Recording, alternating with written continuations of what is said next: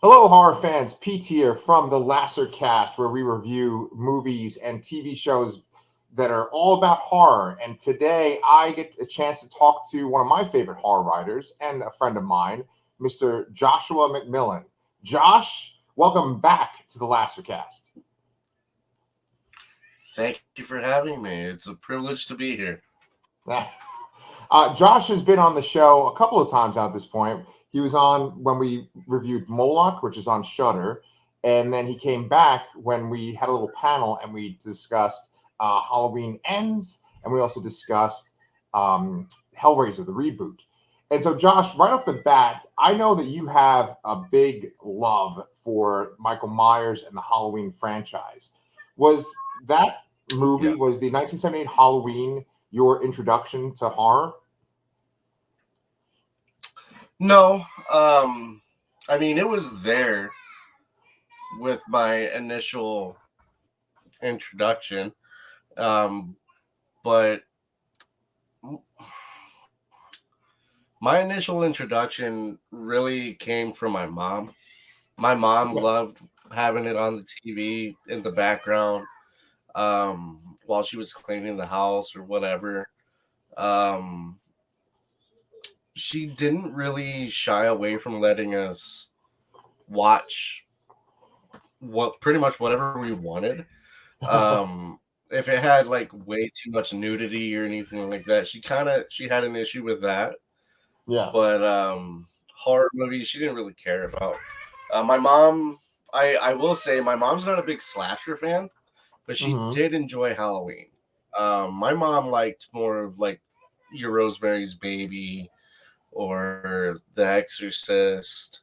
You know, these more cerebral, slow burn, atmospheric horror movies. Yeah. That's what my mom liked. Um, my my parents, when I must have been 10, 9, 10, 11, my parents separated and they ultimately got a divorce. And my dad would take us on the weekends and he would pretty much let us rent whatever we wanted to Okay. keep us entertained over the weekends. And Yeah. that's where my love really started to happen. Because my Oh, okay. mom, like she would watch horror, it'd be on the TV. We'd have it on the TV, but then, just browsing the shelves of a Hollywood Video or a Blockbuster and seeing the artwork, that's what really caught our attention. And Yeah. then realizing, oh wow, there's a lot more to these movies than what you see on TV. Ratings boards cutting things out and all of that. Our minds were blown.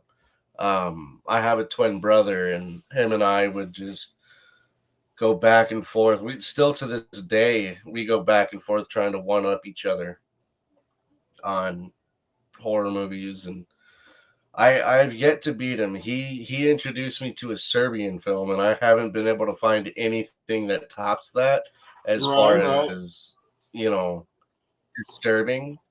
I mean, we right. did recently go and see Terrifier 2, but I think Terrifier 2 is like fun, disgusting gore. A Right. Serbian film is just it's grueling. It's painful to watch that movie. At least as a father for me, Yeah. that movie was painful to watch. Um, but anyways, I'm going off on a tangent. It's all good. That's what people do on this show, especially my Um, co-host Danny. But it's funny you bring up a Serbian film, yeah. and I've never seen it. I've never even heard about it until we started talking about it in our writers group. And I think Oh, I should point out to the people watching that you and I are in a writers group together. I've interviewed Megan Stockton at this point, and her video's been on the yep. channel. Megan's been on the channel before too, and then we have a couple of other people. But I've had a chance to read a bit of your fiction, and as you can see around us, I have some of your works right on our little screen here. Today, I want our viewers to know that we're going to be talking about your Yeah, I book, see The that. Best of Intentions, and we're going to be talking about your upcoming release, The Death House. So I wanted to keep going with that Michael thread because, I mean, you're even rocking a Halloween shirt right now. And I was going to say, is there something about Halloween Yeah. in particular that, like, do you really like the character of Michael Myers? Is there something about slashers in general? Like, what draws you to that? Halloween is, for me, it's a movie that I can put on when no matter how I feel. Um, it's a movie that I always come back to. Halloween is one that it's kind of hard to put into words exactly how I feel about the movie. Um, I relate with the character of Laurie Strode, which is feels weird to say that, but I do. Sure. Um, but on the other side, I relate to the shape, to Mm. Michael Myers. When I was in school, I always felt like I was just on the peripheral of everything else. Um, and in that way, I relate to the shape. I don't want to, kill my sister and stab babysitters. Um, but how he's always kind of on the peripheral of everything that's going on throughout that movie. I know that sounds kind of pretentious, and I don't mean it to, but that movie, it's to me, it's the perfect Halloween movie for Halloween, as in the holiday. It's the perfect Hmm. fall movie. Um, Right. it's a comfort watch, and it's such a simple, tight story, Hmm. you know. Absolutely. And at the end of the day, as a storyteller, as somebody who wants to make a career out of writing and telling stories, that's what I hope that I can achieve with everything that I write. I just want to tell really engaging, simple stories that people can, you know, just pick up whenever they want and have fun with it. Um, yeah. I am really, really Plus, I glad that mean, you. the mask looks cool, so The mask is I cool. like the mask. Yeah. I am really glad that you brought up that idea of like simple, tight stories that anyone can engage Mhm. because I always write questions when I'm going to interview people. And a couple of my points I was going to make is that reading The Best of Intentions, reading The Death House, reading your fiction that's encrypted, Carnage, your stories are very tight. I don't find there to be like a lot of like sort of poetic description or like there's not meandering. It's always very like Yeah. to the point, and I feel like it's almost like workman's fiction where you kind of go into the details of like what your character is doing throughout the day. And I personally think that what Yeah. you do with that is that it makes it more jarring when the violence occurs because you're kind of lulled to the sense of Oh, everyday thank you. life, and then there's this like intense violence that you describe, and it's very quick and to the point. Is that part of your intention? Yeah. My intention is to okay. Let's look at Stephen King. All right, Yeah, yeah, he is a huge influence to every modern author. Doesn't matter absolutely. what genre you are in some way influenced by Stephen King. Hmm. Um, I would love to write, these long, flowery, descriptions of a blade of grass. But my philosophy is if I can get it done, get the get get the desired effect in less words, Hmm. the better. Hmm. For the simple reasoning of if you talk to anybody um who's into modern horror, Hmm. um especially podcasters like yourself. I listen Hmm. to a lot of podcasts about movies, and the biggest complaint that I've heard is runtime, Hmm. film Yep. runtime.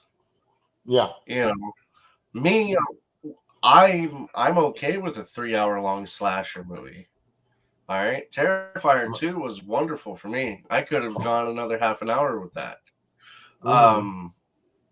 but I know some people find that, you know, way too tedious. It's exhausting. Um, so I kind of write by this philosophy of that old screenwriting rule where one page is 1 minute of film time, Mm-hmm. one page of the script. Yes. So why not 1,000 words be, a minute, or 500 words be a minute of film? Mm. You know, Yeah. have these Yeah. shorter, tighter stories, and you'd be hard pressed to find somebody that can read 50,000 words in just one sitting, Right. but you can read it in one day. Yeah. If the book is engaging enough, you can read it in one sitting. Right. But like the Death House, for example, that's 44,000 words, and I feel like that the length of it equates to like a good 90-minute grindhouse movie. I just want to take you by the hand Right. and let's go to the drive-in and watch a movie together. Mm-hmm. That the movie that we're going to watch is what I write on the page. So Mm-hmm. I think, having this punchier, more, I don't want to say gritty, but like, yeah, I'll say gritty, punchier, grittier type of writing, Yeah. as opposed to the flowery, poetic, um, almost like you're writing in verse that some authors utilize. Right. I feel like my words will resonate with more people, Yes. and more people will understand and Mm-hmm. actually want to read it, because they're not going to have to sit there with us with a dictionary or a thesaurus to understand what it is that I'm saying. Yeah. Yeah, really great point. And that is a really, I've done a lot of these interviews at this point, and I have never heard anyone make that comparison. I don't know the idea of screenplays where it's like 1 minute of a film equals 1 minute, 1 page of a script, but that's interesting to compare that to a book. And I think that since we started talking about the Death House, Well, I I think mean, we should it's sort of, entertainment. yeah, At the end of the day, they're both forms of entertainment. They both get written. I one of the things that I'd like to try actually mm, is, instead of, like, I've never outlined, and right now I'm actually kind of writing my first pseudo outline for a okay, collaboration that I'm doing. and okay, and the I I started thinking, with this philosophy that, I just kind of detailed, and then, flesh out your own script, novelize the script, hmm, and then you're taking it page by page and you're novelizing it. And you can still have deep character studies, you can still have strong characters, which is the hmm, most important thing for any story. Keep the story simple and make the characters matter. That's I think the most important thing. And, yeah. do I want to write a doorstop like it? Yeah, I would love to write a doorstop like it. I just don't think I have the patience for it, Hmm. honestly. Maybe Yeah, maybe in 20 years, you know, but I feel like I have way too much to say within the genre to spend that much time on one project. right, understandable. You know, I interview a lot of people for Encyclopocalypse, which is a publisher, and Encyclopocalypse does this thing where they adapt movies from like the 80s, maybe 90s, and they turn them into novels. And one interview that I have coming up is with Tom Holland, who's the director of Fright Night and also Child's Play, right? Child's Play. And right, and so he took Fright Night and turned it into a novel called Fright Night Origins and sort of expanded upon it. And I really like the idea of taking movies that we know really well, taking screenplays and fleshing them out into novels. I mean, I used to read those when I was a kid, like the novelizations of movies that I wanted to go see. And so I like that philosophy that you were talking about there, like kind of writing a screenplay first and then turning it into a novel. So speaking of novels, you have The Death House, which you were telling me before, digital copy should be available on Halloween of all days, right? And so whenever I have people on my show, I Yeah. always want them to kind of pitch their story without spoiling it so that readers can kind of get a fresh look. But like, how would you pitch it to potential readers? Oh man, I'm bad at this. All right. The Death House is a grindhouse book. It is not, I wouldn't necessarily call it splatterpunk because there's no political agenda behind it. It has its extreme moments, so I would lean more towards the extreme horror side if I had to name one of those two genres. But I feel like Grindhouse hits it better. It's I mean, at the end of the day, it's reminiscent of Hostel, but instead of being taking place in a foreign country, it takes place in a small town. Actually, I don't think I even named the town or really get into where the town is because it's very it you follow it's tropey in the way that you follow a group of five friends, two couples and the fifth wheel who get invited to this extreme haunt. Uh-huh. I'm sure you're familiar with extreme haunts like Kami Manor. I've been fascinated with those, Mm-hmm. and I've just never. I know I'll never have the balls to go through one of those, but I like the idea. I like the concept of people Right. who are brave enough to sign that waiver and get waterboarded for 12 hours. I couldn't do it. That's not for me. But the idea and the video footage that I'd seen stuck with me. And I thought, okay, well, what if somebody used the label of an extreme haunt to to enact some sort of sick and twisted design. Mm-hmm. And that's where our friends that we follow, Nick, Jerry, um, Doug, Megan, and Christina. That's the names of our group of. They're not kids. I mean, they're like college age, but they're out of college. They're working class people who just get together, you know. Um, and Nick and Jerry are brothers. They live together. Um, and they've actually been searching for this place called the Death House. And Yeah. it's a fabled extreme haunt that supposedly nobody's ever survived. Not Mm-hmm. when they say survived, they mean nobody's ever made it all the way through. But really nobody's ever survived the Death House. And they catch wind that the Death House will be operating in their area, and they manage to Mm-hmm. get an invite. And they talk their girlfriends and their friend Doug into checking it out, and Yeah. they may have bit off more than they could chew. So, without spoiling it too much, I mean that's basically that's the setup. Um, Yeah. it is it is violent when it needs to be violent, but um it's not just violence for the sake of violence. There are some over the top violent moments, but I wanted you to feel those moments. So you don't get into that until I think it's nearly 7 chapters into the book. And I tend to write a little bit longer chapters. So about halfway into the book is when it starts to really take off. And then Mm-hmm. it just kind of goes like a rocket. Yeah, I agree.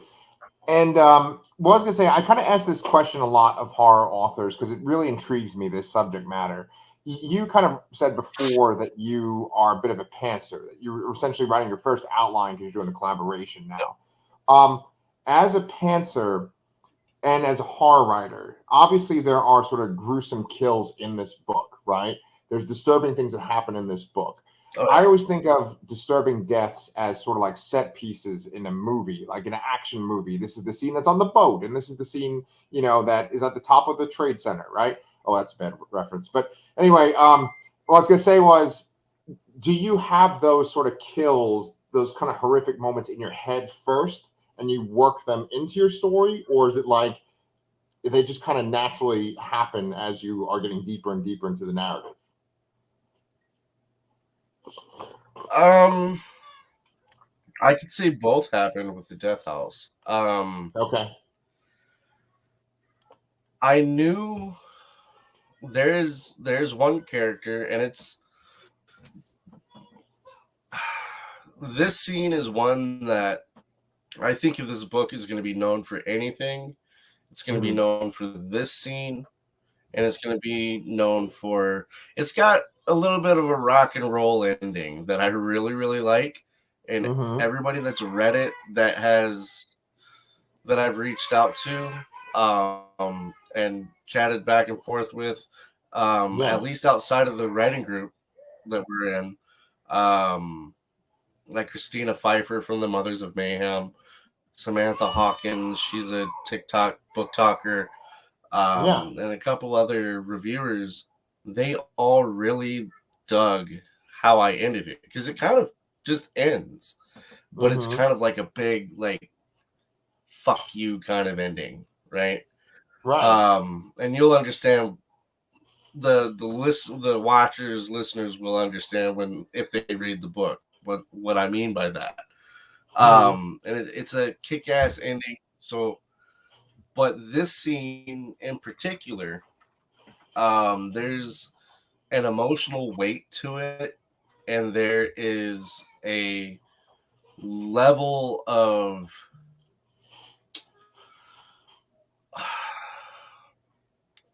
a level of brutality between these two characters that I wasn't expecting, but I knew going in to write it that I wanted it to be this scene that the book is remembered for.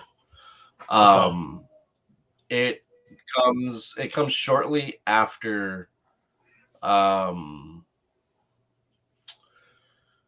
well, I mean, that would kind of, I don't want to get into spoilers or too many spoilers. But when there's no secret that, these characters are going to come across some people that want to hurt them.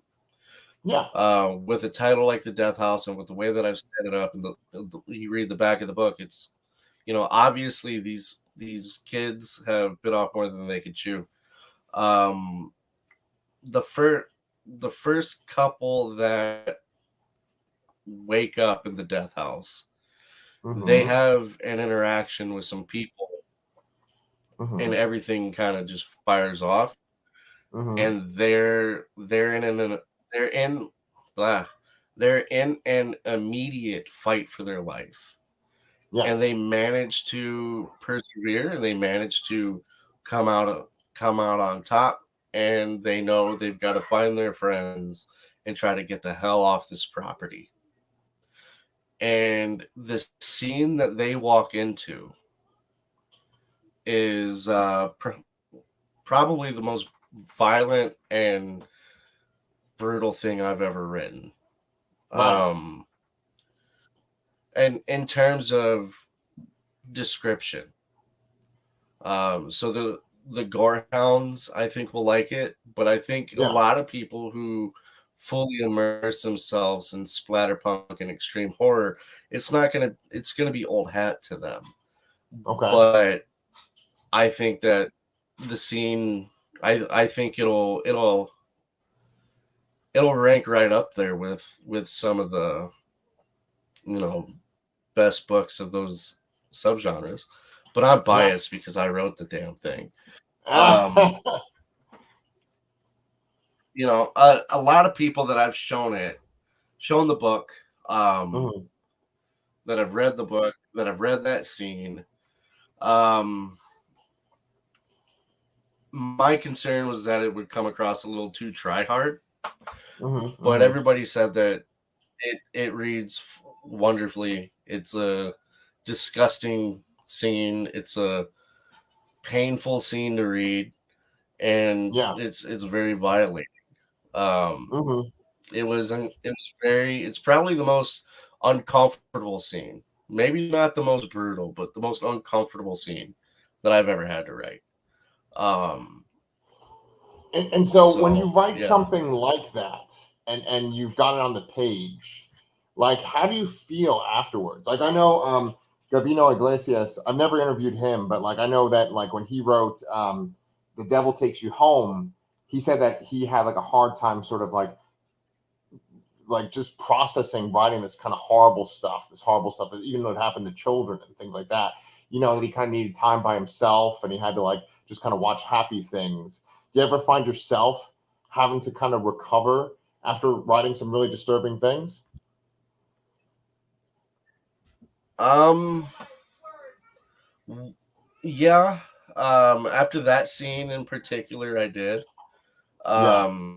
After finishing the first draft of the Best of Intentions, I had to take a little bit of a breather. Um, but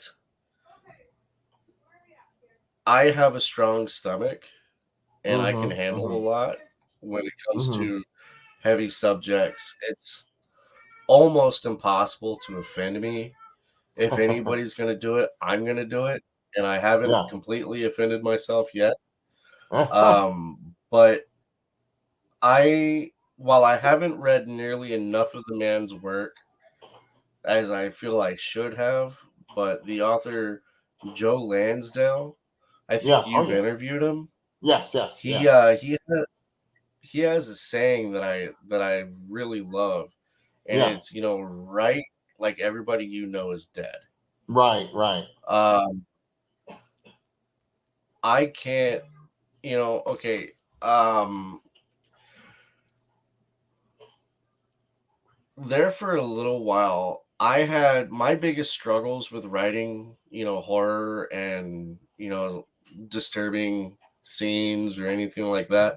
Right. My biggest struggle ultimately came from because I was afraid not necessarily that my family was going to read it, Yeah. but I identify as a man of faith, Yes. Yeah. um, and I don't want anybody to come at me or try to come at my family because he claims to be a Christian, but he's writing this or he's writing that.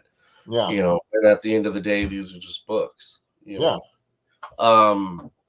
So it took me a little bit to kind of resolve that within myself. And I actually had the opportunity to message back and forth with Ronald Kelly a Mm-hmm. couple of Mm-hmm. times, and he sent me this wonderful article that he had written that basically detailed his walk with faith Mm-hmm. and how he had to go and basically do the same thing. He had to resolve within his own heart and his own mind, look, you're not doing anything wrong, Right. you know. So I'd say that would be the only reason that I actually felt the need to kind of step back Mm-hmm. because I went too far. I think I could have gone much further. I know I could have gone much further, but Mm-hmm. I chose to stop when I did. Mm-hmm. And it's because I don't want my writing to come across like I'm trying too hard or like I just want to relish in the gore. I want to tell you a good story, and at some point, there's you know I can tell you about 4 or 5 stab wounds in a body. But if I keep telling you, okay, 7 or 8 stab wounds, and then the throat was cut, and then, Right. the torso was gutted from, groin to sternum, Right, right, At some point you're like, I get it. Okay, move on. right. I don't want to sit there and relish in it, but I'm not going to shy away from it. And 100%. it took me a while. It took me a couple of years to become comfortable actually writing the things that I feel like I'm supposed to be writing.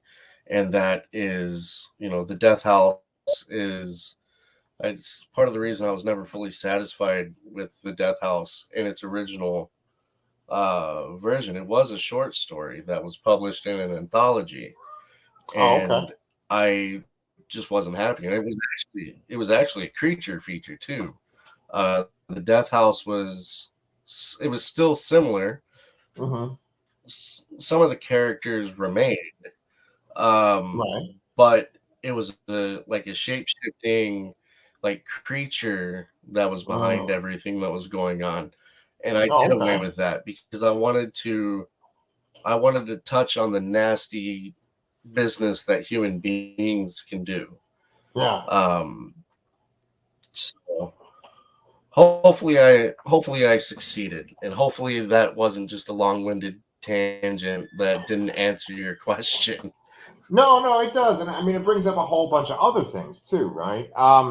It's funny that we talked about the Death House, and then of course you have the Best of Intentions, which was like your first book, and I feel like they're two very, very different Yeah, stories. There is graphic yeah, violence described in the Best of Intentions, but I feel like it is a different kind of story altogether, and that actually really bothered me once I finished that story. And I know that like you were recently on another YouTube show. It was Reader's Labyrinth, right? And the guy on there yeah. mentioned Right. your military service, and I'm assuming that that was the inspiration for the Best of Intentions. Am I right or am I wrong? You're wrong. I mean, I'm well, to to a certain degree, you're right, but you're okay. mostly wrong. Okay. Um, Okay. I did pull from my real life for that story. Hmm. I was an assistant site supervisor for a security company for a are you familiar with the like hardware store Menards? I've heard that name, but we don't have any here in Texas, and there weren't any in New York. I don't think, or at least where I live in Texas. Oh yeah, that's right. You're okay. So basically, I was the an assistant site supervisor for a like a lumber distribution center. Okay. Hmm. I sat in a guard shack and read books. That's and doing that job is actually what put me on the path to becoming a writer. Oh, okay. Or Okay. actually trying to take it seriously. Sure. Um, but but I pulled from that.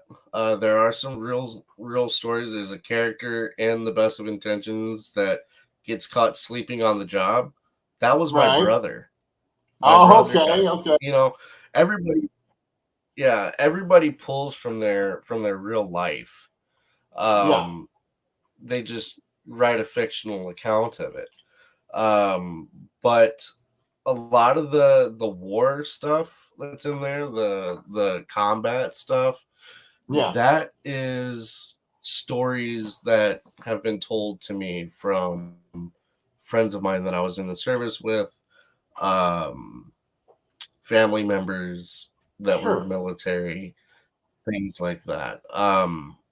I didn't pull any actual personal military experiences for the Hmm. book, with the Hmm. exception of there is a passage or two where I talk about where I wrote about soldiers showing up to formation drunk and Right. having to try to stand still. That Yeah. was from my personal experience. But the other stuff, the real dark stuff, that came from other people who have told me about their experiences and things like that. So you're right, but you're wrong at the same time. Yeah, I knew that like I you shouldn't hadn't. say it like that. No, you are right. Yeah, That was that. If that came across rude, I apologize. I don't mean no, that it's to come okay. across rude at all. Yeah, I knew from like our experiences talking with each other that you hadn't seen like the kind of combat that is described in the book, but Yeah, I knew that you had this military experience, and it makes sense that it's sort of like through osmosis you kind of knew about those experiences and put them into your book. And I think that we should kind of explain the best of intentions to our readers too, without kind of spoiling it. And I think I can maybe take a shot at it if you don't mind. by Like, all means. yeah, so the main character, Corey, he is this head of the security group that you mentioned before, and he's checking up on this property. He is a veteran who has seen combat, and he has PTSD. He has a son that he loved and a wife that he loves, and he starts to get these ominous messages that are hinting at something that's going to happen in the future. It's making him more and more paranoid, and we'll see who the messages are coming from and what it ultimately leads to. Hopefully, I didn't spoil anything.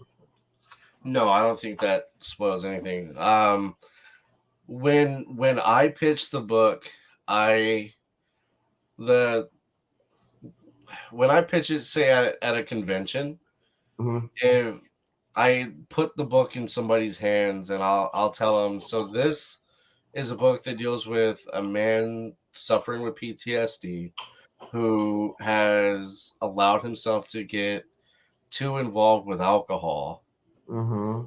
And the book begs the question, how far would you go to protect the people that you love? Mm-hmm. But then there's a B side to that question. What if you were wrong? Mm-hmm. So that's how I pitch it. And it's that pitch has sold me a few copies. So um, I'd say it's a decent pitch for the book. In the very beginning, you have an acknowledgement in the very beginning of the book, and Yep. you very first person you thank is your mother-in-law. I was wondering what was the significance of that. So my mother-in-law, Elizabeth, my very first published short story was a short story version of The Best of Intentions. Oh, okay. It was kind of like novelette novella length. It was like 14,000 words. Um, Basically, my mother-in-law, she's not a huge horror fan. She dabbles in like light horror, um, but she's mostly like a romance reader. Mm, And one of the publishing houses that puts out a lot of the books that she reads, every October they release a horror anthology, and she saw a call for submissions. My mother-in-law saw that they released a call for submissions, and she shared that with me, oh, and cool. I pitched them just a concept idea for the Best of Intentions, and they accepted it, and then I had to make do and actually write it. um I had nothing more in my head than, the final image in the book, that very ending Yeah. moment. Yeah. That's what I saw first. That's Okay. the original, and I kind of reverse engineered it and kind of just kept asking, okay, what would bring this man to this position, and kind of just Right. work backwards. But yeah, she shared a call for submissions, and it made me actually have to write something to completion. The short story version of The Best of Intentions is the first thing that I've ever completed, Mm, and I felt it was fitting that it would be the first novel, because I always wanted it to be more of like a novella. When I was really writing it and finishing it for the publication that yeah. it ended up with, um, I could feel that it should at least be a novella. Sure. But then when I was rewriting it for D&T, because I pitched D&T once I got the rights back. I pitched D&T and I started rewriting it. The first 6,000 words of Best of Intentions turned into the first like 12 or 13,000 words, and I was like, oh wow, okay, this is probably going to be a novel, not just Right. a novella. And when it did become my first novel, and D&T and I had already signed the contracts for it, I knew immediately that I was going to dedicate that book to my mother-in-law, Yeah. because if it weren't for her, that story would not exist. It Yeah. would. Yeah. So That is an she, awesome mother-in-law. yeah, she's had my back and supported my writing since day one, since before I was seriously writing about it. She would share calls for submissions, or you know try to talk to me about her author friends and say, oh, this is what these authors are doing now. And I think that a lot of people think that I'm farther along in my career than I actually am. Mm-hmm. Um, her, her, her included. Mm. Uh, but she's got my back, and so that too is another reason why my debut was dedicated to her. It's also, for the record, I do dedicate it to my family as well. Right. But the first person mentioned is my mother-in-law. Yeah. Why? Yeah, it's interesting you bring up that point of you think that some people think that you're further along in your career than you yourself think you are, right? Yeah. And everybody in our group, for the most part, seems to be like very successful. It's kind of weird in our writers group that everyone just kind of came together. And whenever you're in the chat, it's like, oh, this publisher is going to publish this short story, and this book is coming out, and this person wrote a blurb for me. It's kind of impressive the pedigree that we have in our group, and I think that when it comes to you, you've had quite a few announcements this year, like just being in our group of upcoming projects. Do you have anything that's like on the horizon after the Death House that like you can kind of allude to, or no? You got to keep it under wraps. Sneaky Pete. Sneaky. Sneaky Pete, is Um, that like a show? I think that was a show on Showtime with like I Giovanni don't know. Ribisi. I don't know. Yeah. I can talk a little bit about this. Okay. I know she won't mind. Go ahead. Um, Megan Stockton, who wrote Ethic and Quiet Pretty Things, and she has an upcoming release called Blue Jay. I believe it releases in March or April through D&T. That's right. Her and I are collaborating on a novel that we are hoping it's a novel told in two parts. The first part is finished. Well, it's unedited, but it's finished. Mm-hmm. And that's what I'm currently in the process of doing, a pseudo outline for the second part. Oh wow. We know what the story is. We know how we're going to finish it. It's just I just gotta either tonight or tomorrow finish writing up a linear kind of breakdown synopsis of what the second part's going to be, and then we're going to just kind of trade off every couple thousand words and write through until the end. And that one we are looking at releasing that at AuthorCon at the end of March. Oh dang. So Okay. yeah, Wow. That's soon.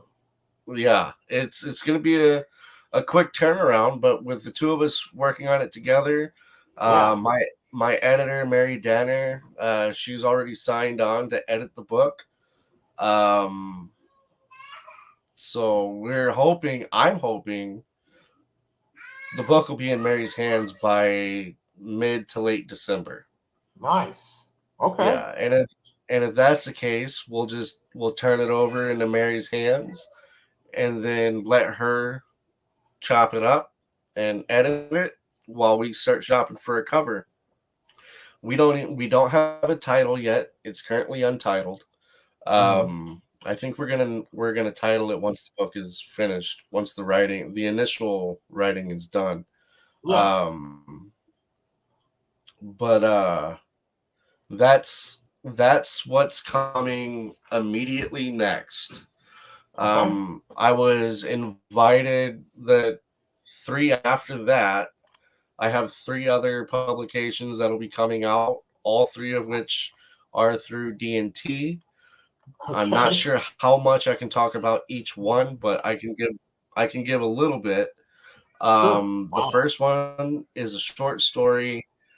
I was invited. They do a 7 Deadly Sins series, and it's 7 books featuring 7 authors, and each author writes a short story based on one of the 7 deadly sins. The Sure. book that I was invited to write for was for wrath. So Yeah. I am working on trying to craft a 7 or 8,000 word story for them. That one's a Mm. charity anthology. See, now, Um, like, you should have I signed a gotten picked to write a story for Lust because, my man, you write a good sex scene in your books. And I know that's kind of weird to say, considering we were just talking about your mother-in-law, and I'm actually in my mother's well. apartment saying this to you. But, but that's one thing I was like, as good as you are Wait about writing your until violence. What's that? wait until you read the sex scene in the Untitled Slasher project, because Oh, I didn't really get into what the collaboration is, but yeah. it's basically like a tribute to Halloween is what Oh, the collaboration with Megan Stuck. that's what you were It writing is on for it's Dark Pit or Pit Dark. yeah. Yeah, yeah, yeah. Well, I never submitted it, and that when I made that little thing, that was kind of like a little jab at Little teaser. a Yeah, certain recent entry into a franchise, but a fun jab because I do like the movie. right. But anyways, so it's a tribute to Halloween. It's basically if you take what David Gordon Green did with this recent trilogy, Yeah, how it's okay. They use the first movie as almost like a prologue to their trilogy. Um, it's basically like that, but it's told in 2 parts, and okay. there's no 40-year time gap. And Oh, we okay. do things. We're telling this story the way that we felt that trilogy should have gone, but Yeah. we're using original characters. It's not Michael Myers.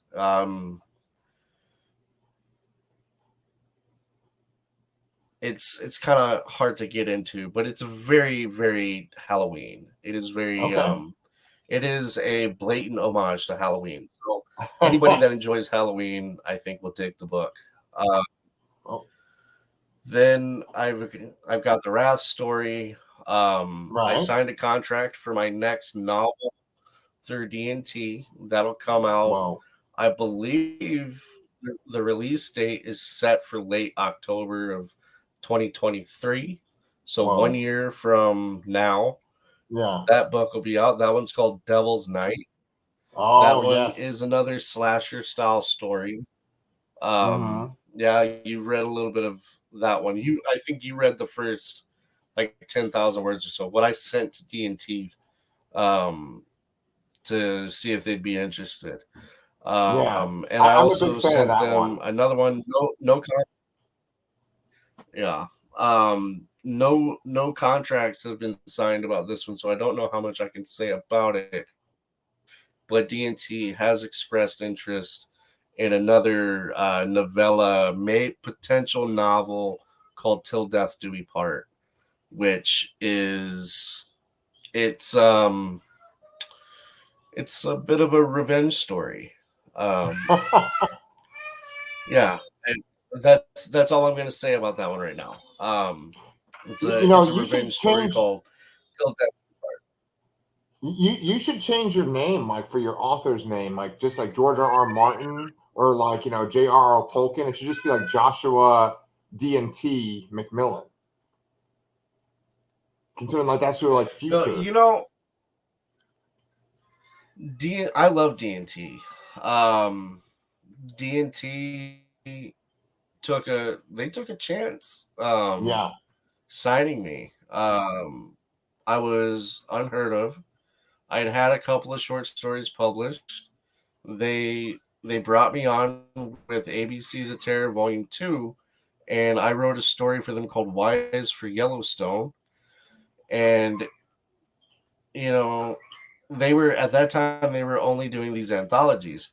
And I reached out to Dawn and I asked her, I was like, hey, by chance, have you guys ever considered, publishing novels or novellas?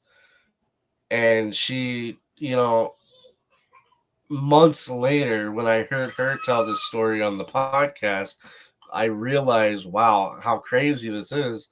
But literally the day before, her and her husband had been talking about that. And they said, well, or her husband had said, well, let's see what happens. And the next day she gets a message from me asking about it.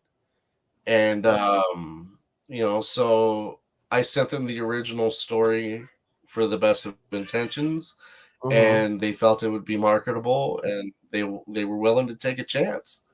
And ever since then, I've lost count how many authors they've signed, how many standalone novels and novellas and collections that they've released. Right. I mean, they've got Ronald Kelly. I'm not going to go through a roster only because I know I'm going to forget somebody. But, I mean, Ronald Kelly, Yeah. Oh, yeah. He's a fairly big name.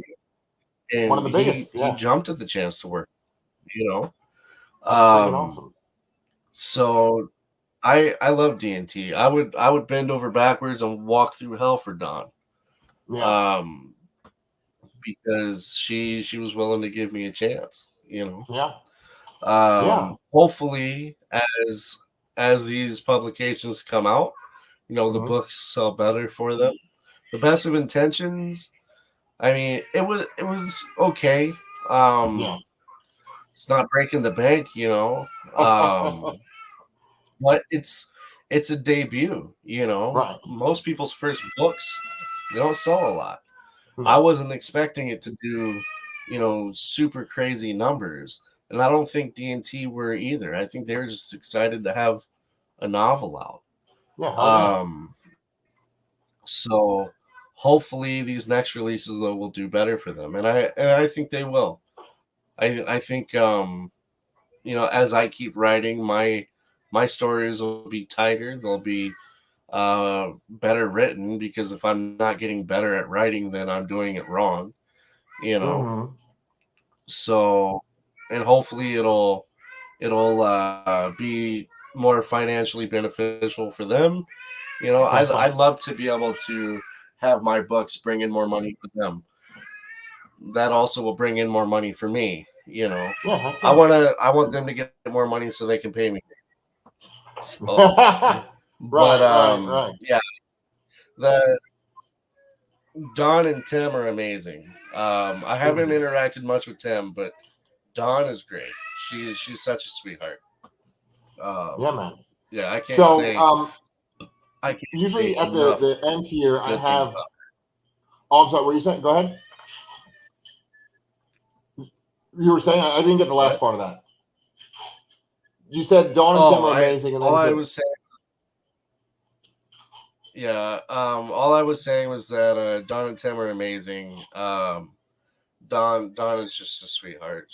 I can't say enough good things about her. Nice, man. Yeah, well, so I was going to say that at the end of the video, when I have these authors on, I always have you guys just kind of plug where they can find, where readers can find your stuff, right? And so obviously you have a lot of things coming out. Right. Is there a website that people can go to find your things? And then also, where are you on social media too? So I don't have a website yet. That's one of the next things that I'm going to be working on. Everything right now is available on Amazon. If you just search my name, it'll come up. Cryptic Carnage is also available on Godless. The Best of Intentions is solely on Amazon because we wanted to try Kindle Unlimited with it, see how that did for the sales. The Death House will be exclusively on Amazon. However, I will have paperbacks of both The Best of Intentions and The Death House, that if somebody wanted a signed copy, they could reach out to me directly and, you know, buy directly from me, and you get the signed book, you get bookmarks, swag, all thank you card, little things like that. What else? Yeah, every Amazon is probably the best place to find everything. Otherwise, as far as where I'm at on social media, I'm on Facebook. That's where I'm most active. I am on Twitter. Yeah. I'm trying to be more active on Twitter. Yeah. I do have an Instagram.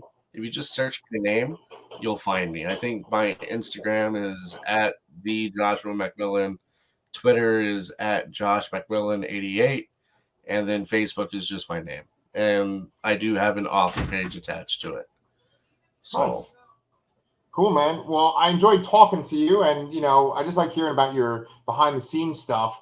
I've had a lot of fun when you come on and talk about movies with me and Danny too. So before your release that's coming out, you know, after The Death House, if you want to come back and talk about some movies with us again, we'd gladly have you on again. oh, for sure. For Sweet. sure. I love talking horror. Anytime I get to talk horror, oh, I love it. Yeah, absolutely. Well, cool, man. So then, until then, we will see you next time. Thank you so much, man.